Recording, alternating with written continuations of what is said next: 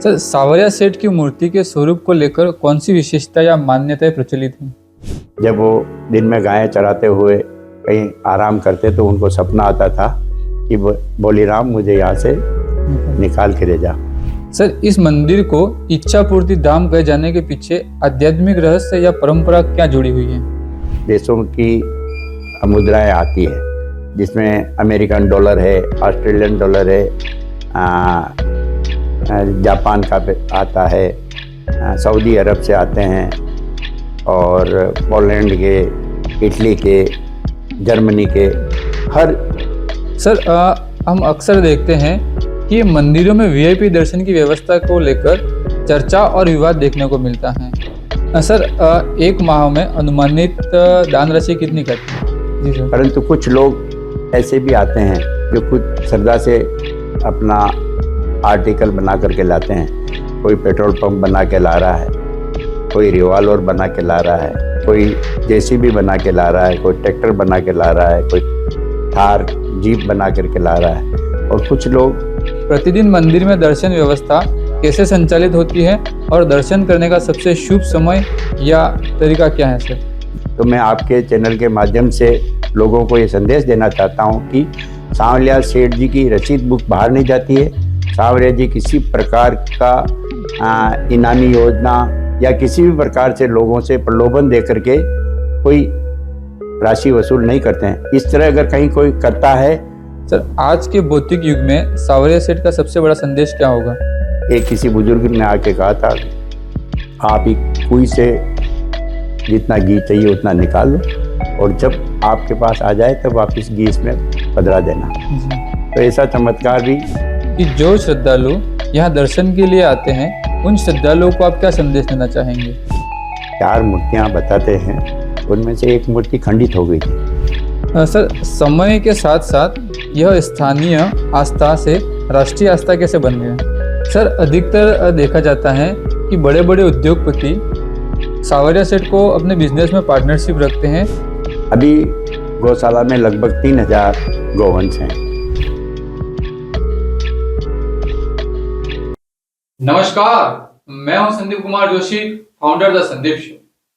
आज आप केवल एक पॉडकास्ट नहीं देख रहे, आज आप आस्था, इतिहास और विश्वास की उस यात्रा का हिस्सा बनने जा रहे हैं जो सदियों से लोगों के जीवन को दिशा देती आई है। यह वही स्थान है जहां मन्नत शब्दों में नहीं, मन से मांगी जाती है, जहां प्रश्न भक्ति पूजा के साथ जीवन पद्धति बन जाती है, जहां लोग भगवान को सिर्फ देव नहीं बल्कि अपना संरक्षक, मार्गदर्शक और व्यापार का साझेदार मानते हैं। हम आज खड़े हैं राजस्थान की उस पवित्र भूमि पर जिसे देश भर के श्रद्धालु इच्छा पूर्ति धाम के नाम से जानते हैं। मांडव्य धाम, जहां विराजमान है भगवान श्री सांवरिया सेठ। यह मंदिर केवल पत्थरों से बना ढांचा नहीं बल्कि उन करोड़ों लोगों का विश्वास का केंद्र है जो संकट में संबल बने, व्यापार में साझेदार बने और जीवन में विश्वास बनकर साथ चले।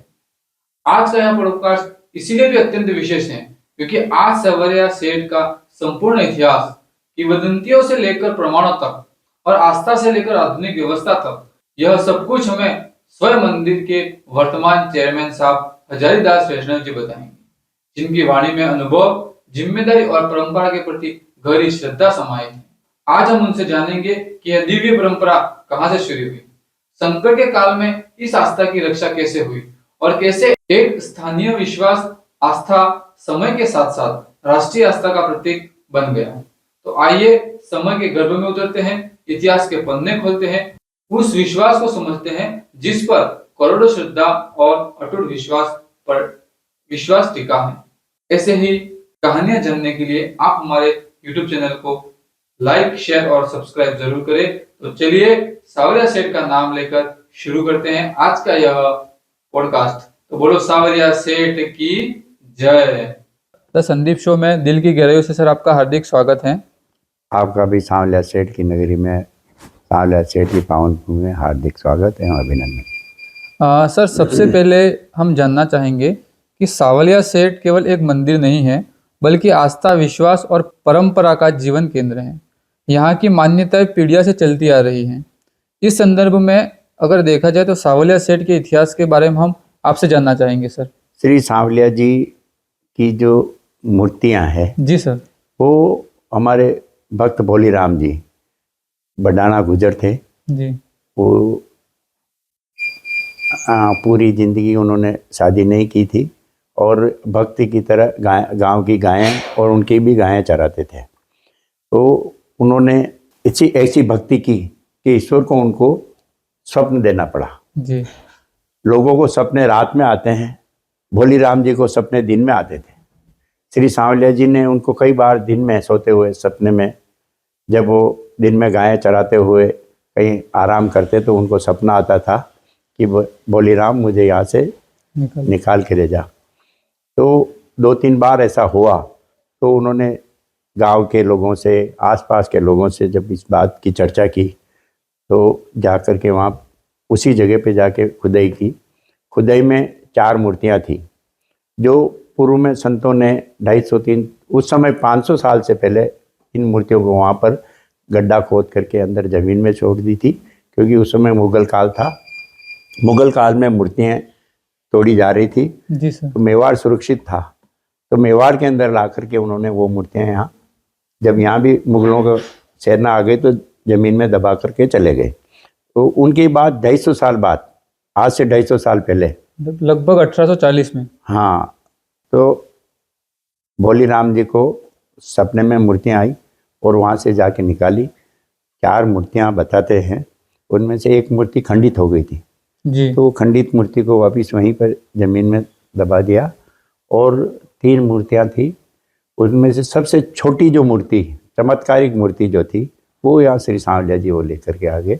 मूर्तियाँ तो वो भी चमत्कारिक है, ईश्वर सब जगह एक जैसे हैं। दूसरी मूर्ति भासोड़ा गांव में और एक वहीं पर बागुंड गांव में, जहाँ भी प्राकट्य स्थल है वहाँ पर स्थापित करवा दी गई। उस समय से तीनों मूर्तियाँ स्थापित है।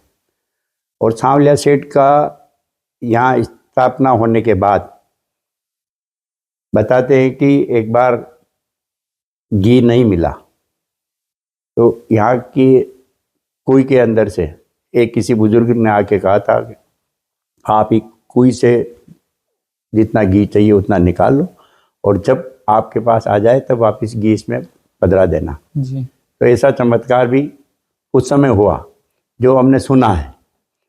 और चमत्कार सांवलिया सेठ के तो लाखों हैं। मैं भी बचपन से देखता हुआ आ रहा हूँ। मेरी उम्र आज 65 साल है और मैं जब से समझने लगा उस दिन से हम मंदिर में खेलते कूदते बड़े हुए। उस समय भी भीड़ आती थी जी। भीड़ कभी कम नहीं हुई और मंदिर में पैसा आज ही नहीं आ रहा। उस जमाने में भी जब भोलीराम जी भंडार की स्थापना करके गए तब भी भंडार में पैसा आता था। आज से 65 साल पहले हमारे यहाँ मंदिर में एक चांदी का रथ बम्बई से बनवा करके हमारे पूर्वज लाए।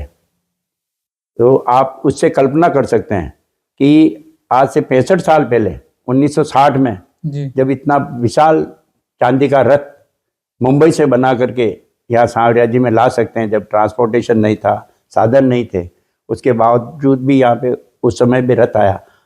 तो इससे ये लगता है कि सांवलिया सेठ का भंडार शुरू से चलता हुआ आ रहा है।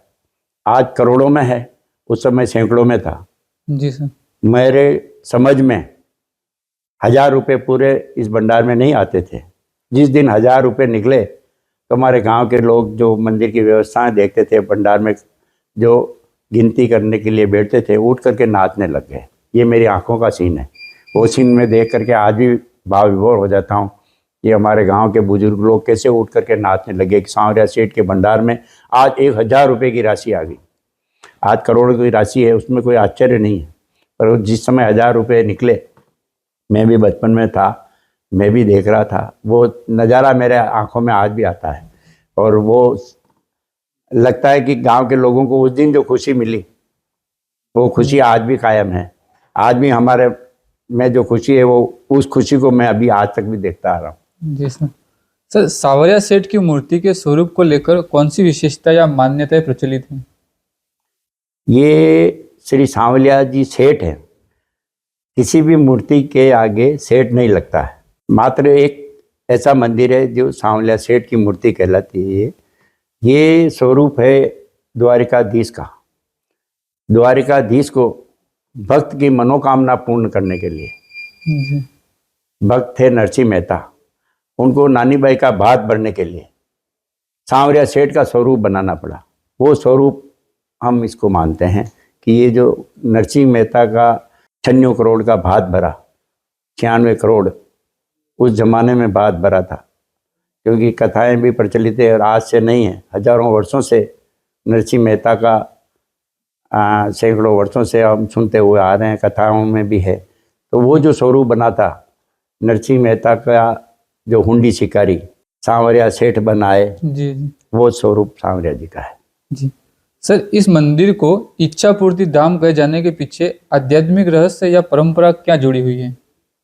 ना, आध्यात्मिक तो है ही, और परंपराएं तो जैसा भक्त अपनी भावनाओं में ले लेता है वो परंपराएं बन जाती है। कोई निश्चित परंपरा नहीं है। आज मेरे मन में कुछ आता है कि मैं सांवरिया सेठ से कुछ प्रार्थना करता हूँ कि मुझे ये अवसर मिल जाए, मुझे इस तरह व्यापार में कुछ मिल जाए, तो उसका मैं कोई अंश आपके भंडार में चढ़ाऊँगा, तो वो परंपरा है। जी। सर, समय के साथ साथ यह स्थानीय आस्था से राष्ट्रीय आस्था कैसे बन गया?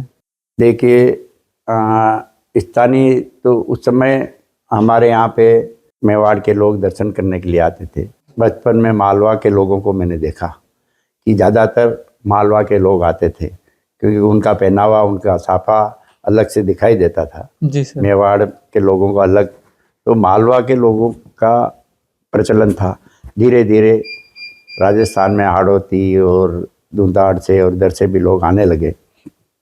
आज तो सांवलिया जी के मंदिर में कोई राज्य ऐसा बाकी नहीं है जहाँ से लोग नहीं आ रहे हैं। जी। हर स्टेट से लोग आ रहे हैं, क्योंकि हमें सब लोग मिलते रहते हैं, मंदिर के अंदर घूमते हुए भी देखते हैं। उनके पहनाव से, उनकी बोलचाल से, उनके रहने के तरीके से पता लग जाता है कि ये उस स्टेट से आए हैं। तो कुछ लोग आते तो हम उनसे बात करके भी पूछते हैं कि भाई आप कौन से स्टेट से आए हो, कहाँ से आए हो। तो अभी पूरा हिंदुस्तान आ रहा है और अभी कोई स्टेट बाकी नहीं है। तो सर, आप यही कहना चाहते हैं कि जैसे जैसे लोग जुड़ते गए, उनकी जो बाधाएं थी वो पूर्ण होती गई, वैसे वैसे ये कारवां पूरे देश ही नहीं अपितु विदेश से में भी लोग यहाँ पर आने लगे। विदेश का भी जहाँ तक है, अभी हम भंडार में देखते हैं, जी। भंडार में कई देशों की मुद्राएं आती है, जिसमें अमेरिकन डॉलर है, ऑस्ट्रेलियन डॉलर है, जापान का आता है, सऊदी अरब से आते हैं, और पोलैंड के, इटली के, जर्मनी के, हर देश का पैसा इस भंडार के अंदर हमें हर महीने देखने को मिलता है। सर, अधिकतर देखा जाता है कि बड़े बड़े उद्योगपति सांवरिया सेठ को अपने बिजनेस में पार्टनरशिप रखते हैं। के पीछे आप क्या सोचते हैं सर? देखिए, ये तो अलग अलग बात है। पार्टनरशिप बड़े भी रखते हैं और छोटे लोग भी रखते हैं। उद्योगपतियों के अलावा जो एक छोटा सा व्यापार करने वाला व्यक्ति है, उसकी भी श्रद्धा के अनुसार सांवरिया सेठ उनकी भी सुनते हैं। कोई 5 रुपये चढ़ाने के लिए आता है तो उसका भी काम होता है, उसको भी जो मनोकामना है वो पूर्ण होती है, तभी लोग पैसा चढ़ाते हैं। यहाँ निश्चित नहीं है कि वो कितना परसेंट सांवरिया जी को चढ़ावा चढ़ा रहा है। ये सबकी अपनी अपनी श्रद्धालु की श्रद्धा के ऊपर है। वो क्या 5 रुपये से लेकर के लाखों करोड़ों रुपए तक लोग भगवान के मंदिर में चढ़ा रहे हैं। तो उनकी जो मनोकामना है, उनकी मन की मुराद पूरी होती है तो लोग भंडार में पैसा चढ़ाते हैं। मतलब सर, यही कह सकते हैं कि सांवरिया सेठ के प्रति और लोगों की कितनी आस्था है, ये हम इसमें देख सकते हैं। चाहे वह छोटा व्यक्ति हो, छोटा उद्योगपति हो या बड़ा उद्योगपति हो, उसमें ये मायने नहीं रखता है कि आप कितना प्रतिशत दे रहे हो, कितने पैसे दे रहे हो, लेकिन उस सांवरिया सेठ के प्रति आपकी आस्था कितनी है, ये महत्वपूर्ण रखता है सर। यही है सर, क्या आपने अब तक ऐसे उदाहरण देखे जहां भक्तों ने संकल्प पूरा या अपनी बाधा पूरे होने पर असाधारण भेंट अर्पित की हो? कई भक्त ऐसे आते हैं जो गुप्त रूप से अपना चढ़ावा चढ़ा के जाते हैं, जिनसे हम सीधा मिल नहीं पाते हैं। जी सर। परंतु कुछ लोग ऐसे भी आते हैं जो कुछ श्रद्धा से अपना आर्टिकल बना करके लाते हैं। कोई पेट्रोल पंप बना के ला रहा है, कोई रिवॉल्वर बना के ला रहा है, कोई जेसीबी बना के ला रहा है, कोई ट्रैक्टर बना के ला रहा है, कोई थार जीप बना करके ला रहा है। और कुछ लोग सांवरिया जी के समर्पण के लिए जो दैनिक उपयोग के बर्तन हैं, जो चांदी के बर्तन भी बना के ला रहे हैं, जो मंदिर के अंदर उपयोग में आते हैं, तो वो अपनी अपनी श्रद्धा से, अपने अपने मन से वो लेकर के आते हैं। हमारे यहाँ से हम किसी को ये नहीं कहते कि आपको ये चढ़ाना या नहीं चढ़ाना। जी। हम लोग किसी से एक रसीद बुक लेकर के इस मंदिर से बाहर नहीं जाते हैं। आज से नहीं, वर्षों से हमारे सांवरिया सेठ हैं, सेठ जी कहीं मांगने नहीं जाते हैं। हम लोग कभी यहाँ से रसीद बुक लेकर के बाहर नहीं निकले हैं।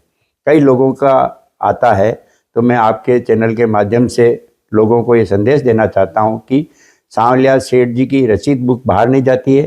सांवरिया जी किसी प्रकार का इनामी योजना या किसी भी प्रकार से लोगों से प्रलोभन दे करके कोई राशि वसूल नहीं करते हैं। इस तरह अगर कहीं कोई करता है तो वो सांवरिया जी का दोष का भागी है। और लोगों से निवेदन है कि इस तरह के कोई भी व्यक्ति है तो उनको प्रोत्साहन नहीं दें। हमारे मंदिर से बाहर हम रसीद लेकर के नहीं जाते हैं। हम बाहर किसी से पैसा मांगते नहीं। हम यहाँ तक भी कोई भी आकर के बोलता है कि हमें क्या चढ़ाना चाहिए तो हम किसी को नहीं बताते। आप अपनी श्रद्धा से, आप अपने मन से जो आप चढ़ाना चाहें वो आप चढ़ाएं। आपके अनुभव में सांवरिया सेठ से जुड़ने का सबसे सरल मार्ग कौन सा है? देखिए, भक्त और भगवान के बीच में कोई माध्यम होता नहीं है जी। भक्त जब सोच ले तब भगवान के नज़दीक है। भगवान के यहाँ जुड़ने का सीधा साधन है।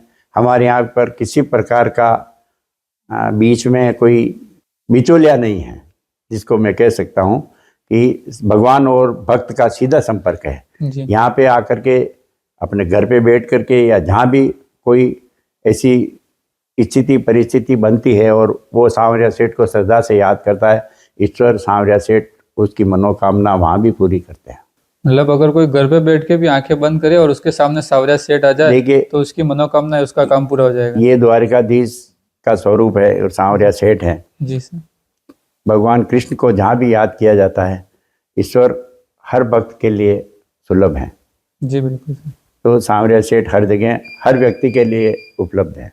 जी सर, हम अधिकतर सुनते हैं कि हम सांवरिया मंदिर में गए, हमें दर्शन करने का समय नहीं मिला, क्योंकि ठाकुर जी का जो दिनचर्या रहती है उसमें उनका एक गैप रहता है, उनका आराम करने का समय रहता है। तो सर, हम आपसे जानना चाहेंगे, प्रतिदिन मंदिर में दर्शन व्यवस्था कैसे संचालित होती है और दर्शन करने का सबसे शुभ समय या तरीका क्या है सर? देखिए, दर्शन का समय प्रातःकाल 5:30 बजे से 6:30 बजे तक मंगला दर्शन होते हैं।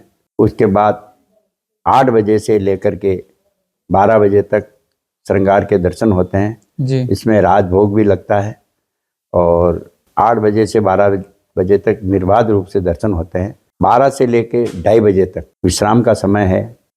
2:30 बजे के बाद जो दर्शन खुलते हैं, रात को 11 बजे तक निर्बाध रूप से खुले हैं।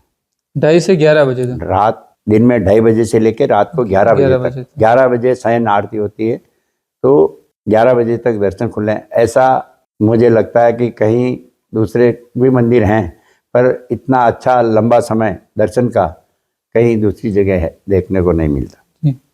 सर, हम अक्सर देखते हैं कि मंदिरों में वीआईपी दर्शन की व्यवस्था को लेकर चर्चा और विवाद देखने को मिलता है।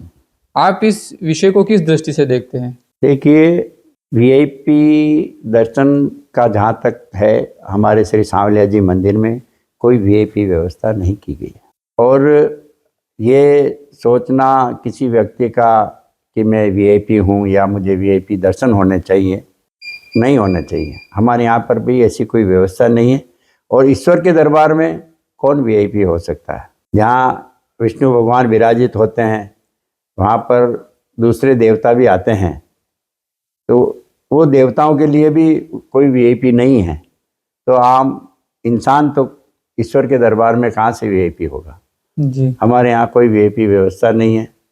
दूसरे मंदिरों में वीआईपी व्यवस्था कुछ जगह कर रखी है जहाँ पर उनका कुछ शुल्क लगा रखा है। हमारे यहाँ पर इस तरह का शुल्क लेकर के कोई वीआईपी दर्शन हमारे यहाँ नहीं कराया जाता। जी सर, अधिकतर हमने आंकड़ों के हिसाब से देखा तो ऑफ सीजन में लगभग यहाँ से 1 से 2 लाख पब्लिक आती है, और जब सीजनल वाइज अपन देखें मार्च से अक्टूबर प्रतिदिन यहाँ से 2 से 5 लाख की पब्लिक आती है। तो सर ये भीड़ प्रबंधन के लिए कौन कौन सी आधुनिक व्यवस्थाएं कर रखी है सर? देखिए, भीड़ प्रबंधन के लिए जैसे जैसे मंदिर का विस्तार होता है, जी जैसे जैसे भीड़ बढ़ रही है, क्योंकि ये मेरा देखते हुए तीसरा मंदिर है। इससे पहले 2 मंदिर मैंने देखे हैं, तो उन मंदिरों के हिसाब से भीड़ बढ़ती थी। उस समय भी मंदिर पूरे भरे रहते थे, और आज इतना विशाल मंदिर बनने के बाद भी इसमें भी भीड़ है। जी तो मेरा ये मानना है कि सांवरिया सेठ के दर्शन करने हैं तो आपको भीड़ में ही करने पड़ेंगे, चाहे आज ये मंदिर कितना ही विस्तारित कर दिया जाए। जी जी तो सांवरिया सेठ की ऐसी महिमा है कि ये मंदिर को खाली नहीं रहने देते। ये मेरा निजी अनुभव है, जी जी सर। क्योंकि मैं बचपन से मंदिर से जुड़ा हुआ हूँ और मंदिर में खेलते कूदते बड़े हुए हैं। तो मैंने कभी इस मंदिर में भीड़ कम नहीं देखी। भक्तों की भीड़, श्रद्धालुओं की भीड़ हमेशा बनी रहती है। जी तो ये तो मंदिर के अंदर चलता रहेगा, और आने वाले समय में हो सकता है और भी भीड़ बढ़े। तो उनको देखते हुए मंदिर प्रबंधन, हमारे जिला के जिलाधीश, पुलिस अधीक्षक जी, हमारे जितने भी प्रशासन के लोग हैं, हम सब मिल करके श्री सांवलिया जी मंदिर के विस्तार के लिए जितने यात्रियों को सुविधा दे सकते हैं कि उनको आराम से दर्शन हो जाए। तो आने वाले यात्रियों से भी मैं निवेदन करूंगा कि मंदिर के नियमों का पालन करते हुए मंदिर के जैसे निर्देश दिए जाए उनके अनुरूप चले, तो श्रद्धालुओं को बहुत अच्छी तरह से दर्शन होंगे। हमने अभी एक लंबा रूट बनाया था 31 दिसंबर और 1 जनवरी को देखते हुए, क्योंकि उस दिन 5 से 7 लाख लोग आए और हमें भी पूरा था कि इतने लोग आएंगे। तो मंदिर ने कुछ ऐसी व्यवस्था की कि दूरी थोड़ी बड़ी है, लोगों को कुछ तकलीफ तो हुई है, परंतु उनको, श्रद्धालुओं को इतने आराम से दर्शन हुए हैं कि हर श्रद्धालु ने यहाँ पे आकर के हमें बताया, या हमने जिनसे भी पूछा तो उन्होंने कहा नहीं, अच्छे दर्शन हो रहे हैं, हमें ज़्यादा तकलीफ नहीं हो रही। लंबा जरूर है थोड़ा, तो दर्शन के लिए आप कहीं पर भी जाएं, आप शिरडी जाएं, तिरुपति बालाजी जाएं, तो जहाँ भी जाते हैं तो वहाँ पर थोड़ा समय तो लगता है दर्शन में। हमारे यहाँ 31 दिसंबर और 1 जनवरी को मात्र 2 घंटे में लोगों ने दर्शन किए, अधिकतम 2 से 2.5 घंटे में। जी जी सर। बाकी 15 मिनट, 20 मिनट, आधा घंटा में भी दर्शन हुए हैं, परंतु अधिकतम समय 2 से 2.25 घंटे ही लगे हैं। जी जैसा हमने अधिक भीड़ थी उस समय लोगों से बात की तो उन्होंने हमें बताया कि हमें 2 से 2.25 घंटे लगे। जी सर। सर, अपने सांवरिया सेठ जो मंदिर है उसका जो एरिया है वो कितने बीघा जमीन में फैला हुआ है सर? ये बड़ी बात है, लगभग 200 बीघा क्षेत्र मंदिर का है जी अभी, जिसमें हमारा पार्किंग भी है। मंदिर के अंदर जो धर्मशाला है, मंदिर है, और कुछ बाहर छुटी हुई ज़मीन भी है। ये लगभग 200 बीघा ज़मीन में है, और बाकी मंदिर की बहुत सी ज़मीन पर। सर, ये पहले से ही है या धीरे धीरे ये आबादी नहीं, जमीन बढ़ी है? पहले से बहुत छोटा मंदिर था, जो मैंने आपको बताया कि ये मेरे देखते हुए तीसरा मंदिर है। जी सर। तो पहले बहुत छोटा सा मंदिर था, गांव के बीच में था। फिर एक दूसरा मंदिर और बना था, जो उसको हम 2000 में विस्तारित किया। तो 1997-98 में मंदिर के लिए आसपास की ज़मीनों का अधिग्रहण किया गया, मकानों का अधिग्रहण किया गया, और गांव के लोगों को दूर ले जाके बसाया गया।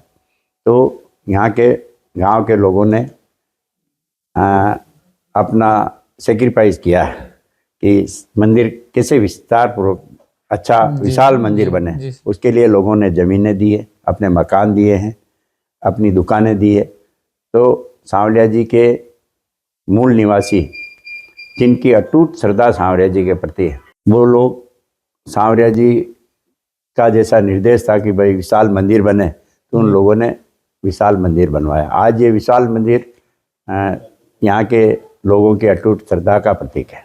जी सर, मंदिर मंडल द्वारा और कौन कौन सी गतिविधियां संचालित होती हैं? श्री सांवलिया जी मंदिर शुरू से जी सर। मैं जब पढ़ता था तब भी आसपास के 16 गांवों में, सभी विद्यालय में स्कूल के बच्चों की फीस, पुस्तकें देकर के विद्यालय का संचालन भी करवाया, अस्पताल बनवाए। श्री सांवलिया जी मंदिर का यहाँ गांव में बहुत बड़ा अस्पताल बना हुआ है। चित्तौड़गढ़ जिला मुख्यालय पे जिला चिकित्सालय का भवन जो है वो श्री सांवलिया जी मंदिर की तरफ से बनाया गया। चित्तौड़गढ़ में गर्ल्स कॉलेज की बिल्डिंग पूरी सांवलिया जी मंदिर की ओर से बनाई गई। और यहाँ पर बड़ी गौशाला संचालित है जो 1981-82 से चल रही है। और विकास का जहाँ तक है, मंदिर के साथ 16 गांव जुड़े हुए हैं। उन 16 गांवों में सारे विकास और सांवलिया जी मंदिर की तरफ आने वाली जो भी सड़क है, चाहे वो 10 किलोमीटर से आ रही हो, 15 किलोमीटर से आ रही हो, 20 किलोमीटर से आ रही हो, सभी सड़कों को सांवलिया जी मंदिर मंडल की ओर से बनाया गया है। आज आप देखेंगे कि सांवरिया जी के सराउंडेड जितने भी सड़क है, चाहे वो बांसवाड़ा से सांवरिया जी आ रही हो, चिकाड़ा से सांवरिया जी हो, राती मंगरी से सांवरिया जी हो, नपाणिया से सांवरिया जी हो, बदेसर से सांवरिया जी, आवरी माता जी से सांवरिया जी, जितनी भी सड़क हैं वो सारी सड़क सांवलिया जी मंदिर की ओर से बनाई हुई है। और यात्रियों की सुविधाओं के लिए यहाँ पर पहले भी धर्मशालाएँ थी, अभी भी धर्मशालाएँ हैं। चित्तौड़गढ़ में भी धर्मशाला है और चिकाड़ा में है, निम्बाड़ा में है। यहाँ पे गोकुल विश्रांति गृह है। एक सांवलिया जी मंदिर की ओर से अभी धर्मशाला बन गई है, लगभग तैयार है। उसमें भी 200 कमरे हैं, 8 बड़े बड़े हॉल हैं और एक कॉटेज 52 कमरों का कॉटेज भी बना हुआ है। तो यात्रियों की सुविधाओं के लिए भी जैसा शुरू से चलता आ रहा है, जैसा जैसा पैसा आता गया वैसे वैसे यहाँ का विस्तार होता गया जी। और यात्रियों की सुविधाओं के लिए मंदिर हर वक्त तैयार है, पहले भी किया है और आने वाले समय में भी मंदिर अच्छी सुविधाओं लेने का प्रयास करेगा। सर, जैसा कि आपने बताया कि लगभग एक दिन में कम से कम अगर अपन अनुमानित माने तो 1 लाख पब्लिक यहाँ पे रोज आती है।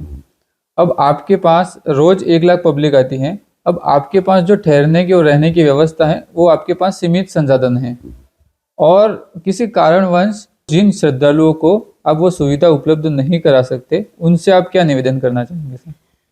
देखिए, यूँ तो प्रतिदिन 1 लाख भी आ रहे हैं, 5 लाख भी आ रहे हैं, पर आते हुए लोग आएंगे और चले जाते हैं। कुछ लोग यहाँ पर रुकते हैं जिनको दर्शन नहीं हुए हैं या दूसरे दिन दर्शन करने वाले हैं, तो अपने मंदिर की धर्मशाला है। हमारे यहाँ पे हमने बड़े बड़े हॉल बना रखे हैं, तो उनमें भी लोगों को सुविधा देते हैं। और सर्दी के समय में इन लोगों के लिए रेन बसेरा बना रखे हैं। जो अफोर्ड नहीं करते हैं या पैसा नहीं दे पाते हैं, उनके लिए हर धर्मशाला में एक हॉल में रेन बसेरा बना रखा है। हमारा बहुत विशाल डोम है, मीरा डोम, उसमें भी हमने अभी रेन बसेरा संचालित कर रखा है। उसमें बिस्तर हैं, 1000 बिस्तर डाल रखे हैं। तो यात्रियों को रहने के लिए कोशिश हमारी यही है कि सबको मिल जाए, परंतु आप भी सोचते हैं कि इतने लोग जब आएंगे, जी बिल्कुल सर, तो सबकी व्यवस्थाएं कर पाना संभव नहीं है। पर सांवरिया सेठ संभव भी करेगा, ऐसा मेरा मानना है। आज अपने घर में भी कोई कार्यक्रम होता है और अधिक मेहमान आ जाते हैं तो उनकी भी पूर्ति अपन नहीं कर पाते हैं। तो हम जितने भी यहाँ श्रद्धालु आ रहे हैं वो हमारे लिए मेहमान हैं। हम उनके लिए जितना कर सकते हैं उतना करने का प्रयास करते हैं। और अगर कोई यात्री को कुछ दुविधा होती है या उसको कोई तकलीफ होती है तो उसके लिए हम क्षमा प्रार्थी हैं, क्योंकि हम यहाँ बैठे हैं कि हम उनकी व्यवस्था नहीं कर पाते। जी सर। परंतु ये सांवलिया सेठ के लिए आते हैं तो सांवलिया सेठ सबकी व्यवस्था करते हैं। हमारे ऐसे तो कुछ होता नहीं है। हम लोग मंदिर मंडल के जो सदस्यगण हैं, हम सब लोग प्रयास करते हैं, हमारे मंदिर के कर्मचारी हैं, अच्छा करने का प्रयास करते हैं। कभी कुछ छोटी मोटी बात हो जाए तो हम यात्रियों से भी प्रार्थना करते हैं कि भाई हमें उसके लिए ज़्यादा दोषी नहीं करके हमें माफ़ करते हुए आगे बढ़ें और सांवलिया जी का श्रद्धापूर्वक दर्शन करें। जी सर। सर आप इस मंडल के चेयरमैन हैं। इस रूप में आपकी मुख्य जिम्मेदारी क्या होती है? देखिए, मुख्य जिम्मेदारी तो मंदिर की व्यवस्थाओं की है ही है। जी सर। आने वाले श्रद्धालुओं को श्रद्धापूर्वक उनको अच्छे से दर्शन करवा दें। यहाँ आ रहे हैं उनके लिए जितनी व्यवस्थाएं हो सकती है, ठहरने से लेकर के नहाने धोने तक की, वो अच्छी से अच्छी व्यवस्था, उनके गाड़ियों की पार्किंग की व्यवस्था, और उनको श्रद्धापूर्वक ला करके दर्शन करवा दें, ये हमारी सबसे मुख्य जिम्मेदारी है। जी सर। सर एक माह में अनुमानित दान राशि कितनी आती है?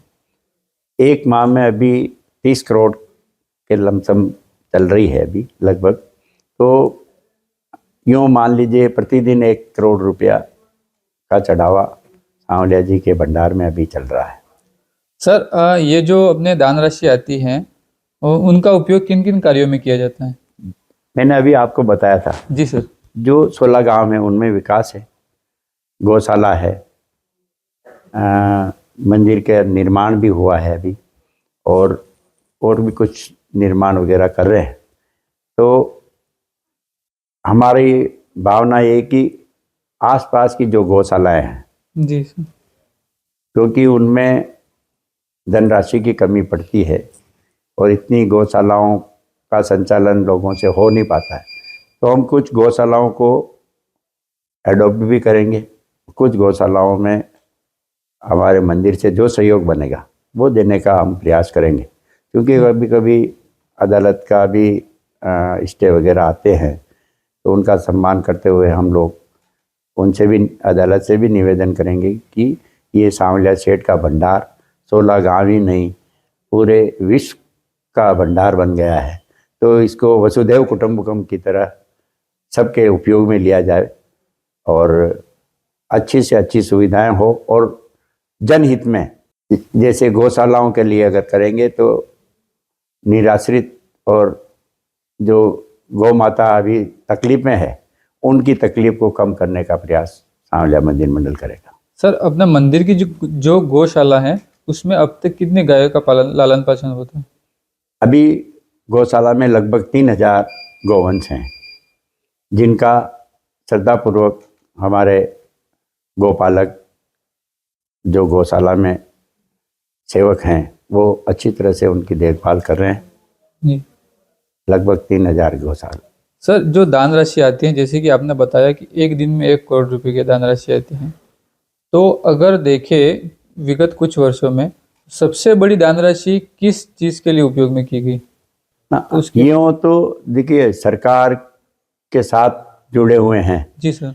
और एक जहाँ सामाजिक सरोकार का समय आता है तो सांवलिया जी मंदिर की ओर से मुक्त हाथ से सहायता की जाती है। कोविड में भी किया था जी। राष्ट्र के ऊपर कोई भी ऐसी विपदाएं आपदाएं आती है तो मंदिर मंडल खुल करके सहयोग करता है।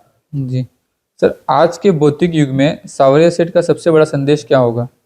सांवलिया सेठ का संदेश तो मैं कहाँ से दे पाऊँगा, पर मेरे मन की भावना है कि जो यात्री आ रहे हैं श्रद्धापूर्वक, वो बड़े श्रद्धा से सांवलिया जी की भूमि में आते हैं, तो श्रद्धा से वो प्रेम से दर्शन करते हुए यहाँ से जाएं और अच्छी चीज़ हो वो यहाँ से लेके जाएं और बुरी चीज़ हो हमारे लिए छोड़ के चले जाएं। सर श्री सांवलिया जी मंदिर मंडल की जो कमेटी है वो आने वाली पीढ़ियों के लिए मंदिर का कैसा स्वरूप देना चाहते हैं? देखिए, स्वरूप तो समय समय पे बदलता गया है और आने वाले समय में मंदिर मंडल की भावना ये कि जितने यात्री जो आ रहे हैं श्रद्धालु उनको व्यवस्थित रूप से दर्शन कराएं। उसके लिए हो सकता है हमें बड़े बड़े हॉल बनाने पड़े, लोगों को अंदर कुछ समय बिताने के लिए अंदर कुछ देखने का भी उसमें बन जाए, ताकि लोग अपना जो 12 से 2:30 का समय है वो उसमें व्यतीत कर लें और आराम से दर्शन करें। इसमें उनको जो सुविधाएं चाहिए, जी सर, हॉल के अंदर बड़े बड़े हॉल बन जाएं, जैसे तिरुपति में है। तो यात्री जब दर्शन करने जाता है तो उसको 2 घंटे भी अगर इंतज़ार करना है तो उनको लगे नहीं कि हम कोई इंतज़ार कर रहे हैं। इसके अंदर उनको जो सुविधाएं चाहिए वो सुविधाएं देने का काम मंदिर मंडल करने का प्रयास करेगा। सर सावरिया सेठ आपके व्यक्तिगत जीवन में क्या स्थान रखते हैं? देखिए, इतने लाखों करोड़ों श्रद्धालु जिस जगह पे आते हैं और जिस जमीन में हमें जन्म लेने का मौका मिला है, तो हम जन्म से ही सौभाग्यशाली समझते हैं अपने आप को कि श्री सांवलिया सेठ ने इनकी भूमि में हमें जन्म दिया। और हम तो चमत्कार सांवरिया सेठ के बचपन से देखते हुए आ रहे हैं। कई लोगों के मुंह से भी सुनते हैं कि मेरा सांवरिया सेठ ने ऐसे समय में साथ दिया, ऐसे समय में मुझे फर्श से उठा करके अर्श पे ले लिया। ऐसे कई लोग आते हैं जो अपनी अपनी बात हमें बताते हैं। कई लोग बोलते हुए रोने लग जाते हैं कि मेरी वो स्थिति थी, मैं उस परिस्थिति में था जब मेरे को सांवलिया सेठ ने उबार दिया। तो कई लोग ऐसे हैं जो अर्श पे थे जो फर्श पे आ गए और सांवरिया सेठ की कृपा से फर्श से अर्श पर चले गए। जी सर। सर आपने पहले भी बताया, पर मैं एक बार फिर से आपसे जानना चाहूँगा कि जो श्रद्धालु यहाँ दर्शन के लिए आते हैं उन श्रद्धालुओं को आप क्या संदेश देना चाहेंगे? श्रद्धालुओं से एक ही निवेदन है कि जब आप मंदिर में आ रहे हैं तो 90% लोग तो श्रद्धापूर्वक आते ही हैं, पर उनमें कुछ लोग अव्यवस्थाएं भी करने का प्रयास करते हैं। तो उनसे हमारा विशेष निवेदन है कि आप लोगों को कहीं कोई तकलीफ हो रही हो, कोई दिक्कत आ रही हो, तो वो हमें बताएं, हम उनको दूर करने का प्रयास करेंगे। परंतु वो श्रद्धापूर्वक दर्शन करें, किसी प्रकार का हुड़दंग करने का प्रयास नहीं करें, क्योंकि ये भगवान का दरबार है। ईश्वर के दरबार में जब आप आ रहे हो तो शांत चित्त से दर्शन करने के लिए आएँ। और हमारी तरफ से कहीं कोई कमी रहती है तो आप निसंकोच हमें बताएं। आप चाहे लिखित में दें, चाहे आकर के सीधे भी बताएंगे, तो हम उनकी जो भी समस्या है उनको दूर करने का प्रयास करेंगे। इसके लिए हम यहाँ बैठे हैं। जी सर। अगर सर कोई श्रद्धालु यहाँ पे नहीं आ सकता है और वो अपने घर पे बैठ के यहाँ पे कोई दान राशि देना चाहे, तो उसके लिए सर क्या सरल उपाय है सर? उसके लिए सारे बैंक के अकाउंट्स दे रखे हैं जी। हमने जो पैम्पलेट बना रखे हैं उनमें भी दे रखे हैं। बैंक के अकाउंट नंबर हैं, QR कोड हैं। जी सर। उससे भी लोग सीधा अपनी राशि जमा करा सकते हैं। जी। परंतु किसी को नकद राशि या कोई रसीद लेकर के किसी को भी पैसा नहीं दें। और ये अच्छी तरह से देख लें कि पैसा सांवलिया जी मंदिर के खाते में ही जा रहा है, या हमारे यहाँ से संपर्क करने के बाद ही हमसे नंबर ले लें, उसके बाद ही पैसे खाते में डालें। न कि किसी व्यक्ति विशेष को नहीं दें कि ये पैसा आप मेरा भंडार में डाल दें या भंडार तक पहुंचा दें। इसके लिए विशेष निवेदन है कि कोई भी व्यक्ति किसी के भी झांसे में नहीं आए। यहाँ से किसी प्रकार की दान राशि बाहर जाकर के नहीं ली जाती है, नहीं कोई शादी की योजना से किसी को कह देते हैं कि हम सामूहिक विवाह करा रहे हैं सांवरिया जी की तरफ से, या तुम्हारे को हम लोग इनामी योजना में पैसा दे रहे हैं। इस तरह की किसी भी प्रकार की व्यवस्था हमारे यहाँ से मंदिर से नहीं होती है। हमारे यहाँ से कोई रसीद बुक लेकर के मंदिर के प्रांगण से बाहर नहीं जाता है। तो मेरा यात्रियों से, सभी श्रद्धालुओं से यही एक करबद्ध निवेदन है कि वो यहाँ की भेंट राशि किसी के हाथ में नहीं दें। जी सर ने हमें एक बहुत ही महत्वपूर्ण सूचना दी है कि सांवरिया सेठ के नाम से जो लोग रसीद लेके घर घर या गांव-गांव या शहर शहर घूम रहे हैं, सबसे पहले हमें उनसे बचना है। और किसी भी बाहर के व्यक्ति से हमें किसी भी लालच में या इनामी स्कीम में या किसी योजना के तहत हमें नहीं फंसना है। अगर आप किसी भी प्रकार की दान राशि देना चाहते हैं तो यहाँ संस्था के किसी भी सदस्य से संपर्क करें। और जब भी आप ऑनलाइन पेमेंट करते हैं तो वही जो राशि है और जो अकाउंट है वह सावरिया सेठ का है या नहीं है। अगर आपको किसी भी प्रकार का कन्फ्यूजन होता है तो एक बार यहाँ की कमेटी से आप संपर्क करें। और सर ने सबसे बड़ी एक अच्छी चीज़ बताई है कि सावरिया सेठ की जो रसीद बुक है वो यहाँ के गेट के बाहर नहीं जाती है। तो आप सभी श्रद्धालुओं से दोनों हाथ जोड़ के निवेदन है कि जब भी आप दान राशि दे तो बराबर संभल के, और वो आपके द्वारा दी गई जो दान राशि है वो सावरिया सेठ के पास जा रही है या नहीं जा रही है, वो कम से कम 2 बार कंफर्म ज़रूर करें। और साथ ही हम चेयरमैन सर ने हमें सावरिया सेठ का पूरा इतिहास बताया, यहाँ के श्रद्धालुओं की जो आस्था विश्वास जो बना हुआ है वो हमें बताया। तो सर आपने अपना कीमती समय दिया द संदीप शो को, और सर हमें पूरे श्रद्धालुओं को, हमारे ऑडियंस को पूरी जानकारी मिले सर, उसके लिए हम दिल की गहराई से सर आपका आभार करते हैं। जय सावरिया सेठ। आपका भी बहुत बहुत आभार कि आपने समय निकाला और श्री सावरिया सेठ जी की महिमा का वर्णन करने का आप प्रयास कर रहे हैं। आप भी हमारे अंग हैं, इसके लिए बहुत बहुत धन्यवाद। धन्यवाद सर।